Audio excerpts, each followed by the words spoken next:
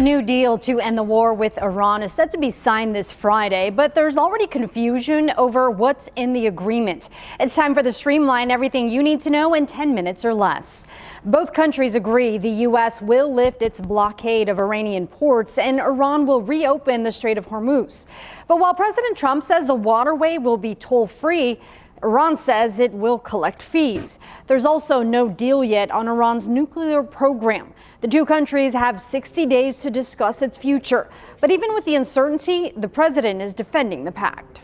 The Iran deal that we made is going to bring a lot of success to the world because the oil was really clogged up there for a while. Israeli leaders are already blasting the deal. Prime Minister Benjamin Netanyahu says he's planning to keep troops in Lebanon, which goes against President Trump's claim that the deal ends hostilities on all fronts. Gas prices continue to drop as we inch closer to the signing of the peace deal. Nationally, prices went down by 3 cents overnight. The average for a gallon of gas is now $4.04. Here in San Diego, we are seeing a 2-cent drop this morning to $5.75. We're learning new details about the deadly B-52 bomber crash in Southern California. The Air Force says all 8 people on board were killed. The plane crashed at Edwards Air Force Base during a test flight for a new radar system. The 8 victims include both military members and civilians. Boeing confirms 2 of its employees were on board. Officials say there was virtually nothing left of the plane. After reviewing the footage of the crash, it was deemed that this was an unrecoverable crash and unsurvivable.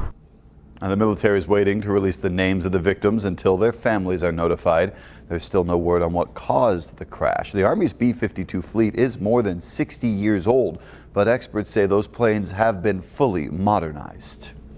California Governor Gavin Newsom is accusing President Trump of targeting his family with a federal investigation. Newsom released a video Monday saying Justice Department agents are questioning his friends, family, and former employees. He says the agents are digging into his wife's finances and that they're abusing the grand jury process to go through random documents. He claims he's being targeted for one reason. One by one, anyone who has challenged Donald Trump has ended up on his hit list. And today, I proudly join that list. And the DOJ has not commented on Newsom's claim or the investigation. About 20 million people are under a flood threat across the South. Heavy rain is swamping communities from Texas to Mississippi. The governor of Texas declared a disaster for more than 100 counties. Now you can see with this video highways in one city virtually turning into a river. Fast-moving water washed vehicles down the interstate. First responders use ropes to pull trapped drivers to safety. The dangerous conditions are also stretching into Louisiana and Mississippi. Some areas are expecting up to 10 inches of rain as the storm moves across the region. With inflation at its highest point in 3 years, the Federal Reserve will announce a decision on interest rates today.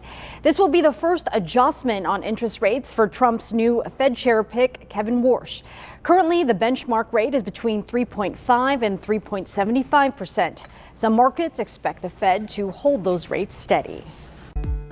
For many Iranians, the World Cup is more than just soccer. It's about family, culture, and holding on to home during a time of tensions between Iran and the United States. As Iran takes the field in the World Cup,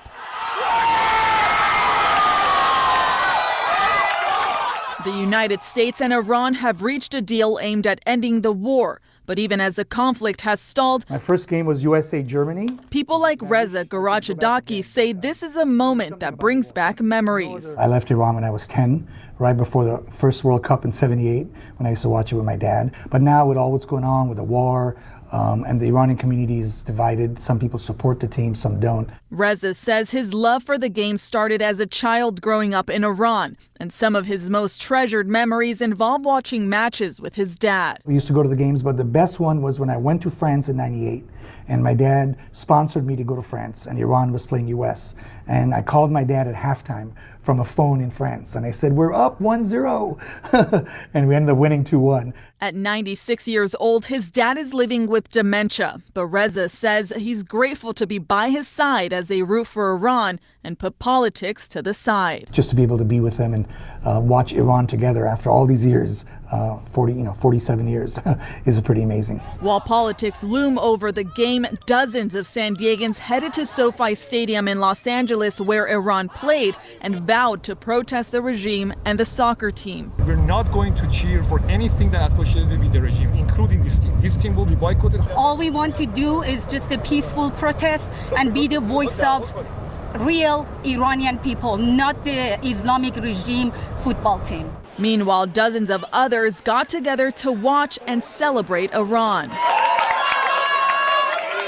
And for Reza, he will support the team no matter what. Win or lose, you know, it's just national pride. Karina Vargas, ABC 10 News. Iran rallied twice in their game against New Zealand Monday, playing to a 2-2 draw. And how about Cape Verde holding third-ranked Spain scoreless in a 0-0 tie? Pretty amazing stuff every day in the World Cup. That's your ABC 10 News Streamline. Everything you need to know today in under 10 minutes.